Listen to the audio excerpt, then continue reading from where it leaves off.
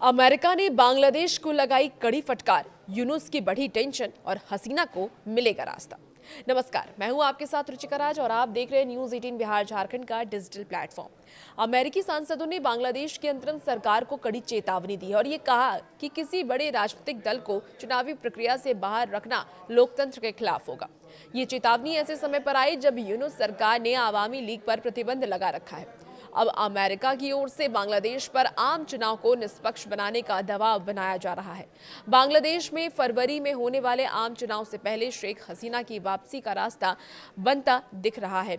मोहम्मद यूनुस की तानाशाही के खिलाफ अंतरिम सरकार पर अंतर्राष्ट्रीय दबाव बढ़ता जा रहा है और अमेरिका के प्रभावशाली सांसदों के समूह ने बांग्लादेश की अंतरिम सरकार को कड़ी चेतावनी भी दी है कि यूनुस को शेख हसीना की पार्टी अवामी लीग से बैन हटाना ही पड़ेगा।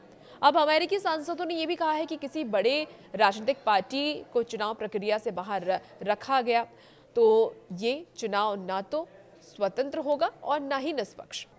अमेरिकी प्रतिनिधि सभा की विदेश मामलों की समिति के वरिष्ठ सदस्य, जिसमें कई नाम शामिल हैं, उन्होंने बांग्लादेश की अंतरिम सरकार के प्रमुख सलाहकार मोहम्मद यूनुस को औपचारिक पत्र भेजा और इस पत्र में अमेरिकी सांसदों से ये कहा कि किसी राजनीतिक संगठन पर प्रतिबंध लगाना लाखों मतदाताओं को उनके वोट से वंचित करना है, उनके अधिकार से उनको वंचित करना है। अब देखिए, अमेरिकी सांसदों ने ये पत्र ऐसे समय पर भेजा जब बांग्लादेश की अंतरिम सरकार ने जुलाई विद्रोह के बाद आवामी लीग और उनकी छात्र इकाई बांग्लादेश छात्र लीग पर प्रतिबंध लगा रखा है। सांसदों ने ये कहा कि वो राष्ट्रीय संकट के दौरान अंतरिम सरकार की भूमिका को समझते हैं, पर किसी पार्टी को दोषी ठहराना मानवाधिकार और व्यक्तिगत आपराधिक जिम्मेदारी के सिद्धांत के खिलाफ है। पत्र में ये भी चेतावनी दी गई कि राजनीतिक गतिविधियों पर रोक और इंटरनेशनल क्राइम्स ट्रिब्यूनल को दोबारा उसी पुराने स्वरूप में शुरू करना चुनाव की विश्वसनीयता को नुकसान पहुंचा सकता है।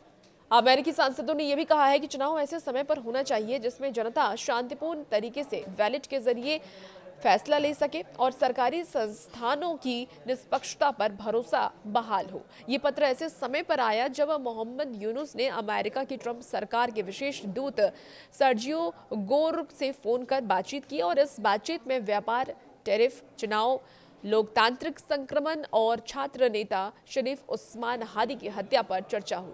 यूनुस ने यह कहा कि बांग्लादेश 12 फरवरी को चुनाव के लिए पूरी तरीके से तैयार है और अंतरिम सरकार स्वतंत्र, निष्पक्ष और शांतिपूर्ण मतदान सुनिश्चित करेगी।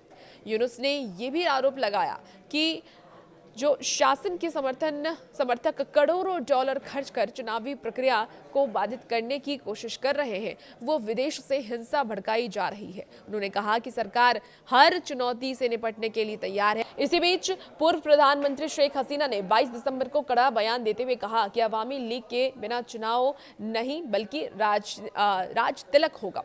उन्होंने चेतावनी दी कि अगर उनकी पार्टी पर प्रतिबंध बरकरार रहा तो लाखों लोग मतदान से दूर रहेंगे और ऐसे सरकार को नैतिक वैधता नहीं मिलेगी।